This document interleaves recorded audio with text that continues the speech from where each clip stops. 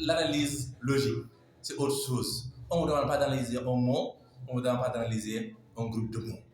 On vous donne une phrase. Toute la phrase, c'est vous maintenant qui devez être très vigilant, très regardant. Dans cette phrase, où sont les verbes conjugués? La première chose à chercher, ce sont les verbes conjugués. Donc, on va chercher quoi? Ici, les verbes conjugués. Regardez, maman prépare le mafé qui est bon. Cette phrase revient encore. Donc, maman prépare. Voici un verbe conjugué. Qui est bon? Ah, je dis attention. J'ai trouvé 2 verbes conjugués. Parce que manger, ce n'est pas conjugué, il est à l'infinitif parce qu'il y a préposition. Ce qui me fait comprendre donc ces 2 propositions. Je me cherche dans cette proposition. Quelle est la proposition indépendante? La proposition principale. La proposition qui ne dépend d'aucune autre proposition pour avoir un sens. Elle est principale. Donc, c'est quoi? Je dis, maman prépare le mafé. Ça s'entend et ça se comprend. Maman prépare le mafé. Voici. J'ai séparé donc ma phrase en 2 propositions. C'est cette proposition-là que je vais recopier. Maman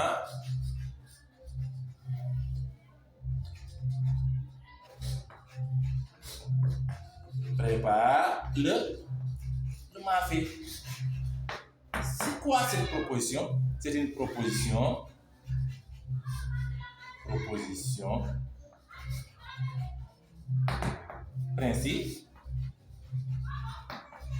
principale. Quand je recopie maman prépare le mafé, ça c'est une proposition principale. Il me reste quoi? Il me reste la deuxième proposition qui est là. Qui est bon à manger. Je recopie aussi. Qui est bon à manger. Et je fais comme ça. Maintenant, cette proposition, elle est introduite par quoi? Elle est introduite par le pronom relatif qui est. Je me rappelle ma leçon sur les pronoms relatifs. Je me rappelle ma leçon sur les propositions subordonnées avec le pronom relatif. Donc souvent, il remplace un antécédent.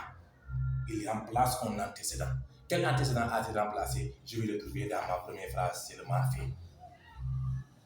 Qui est bon à manger. Qu'est-ce qui est bon à manger? C'est le mafé qui était dans la proposition principale, donc il rapporte. Donc cette phrase-là, qui, ma leçon, quand je vois qui, quand je vois que, quand je vois donc, quand je vois où, quand je vois lequel, laquelle, lesquels, duquel, puisqu'on a déjà fait ces propositions, je me dis que donc c'est une proposition subordonnée relative. Proposition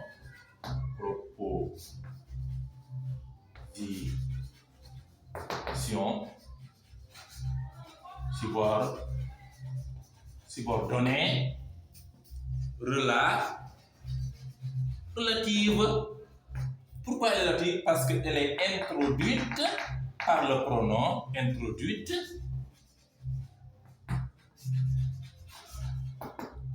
par le pronom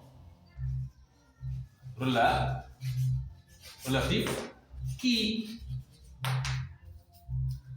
Je me suis rappelé que qui c'est un pronom relatif. Donc c'est une proposition subordonnée relative. Je me suis rappelé qui c'est quoi. Dans une autre leçon où on verra d'autres propositions, à chaque fois vous verrez la proposition qui introduit la proposition subordonnée, vous vous dites que cette proposition subordonnée, elle est ce qu'elle est par rapport à ce qu'il introduit. De proposition subordonnée relative, introduite par le pronom relatif, qui est ici un sujet de est. Donc, si vous avez compris, n'oubliez pas de vous abonner, de partager, d'aimer et aussi de m'encourager. Merci beaucoup.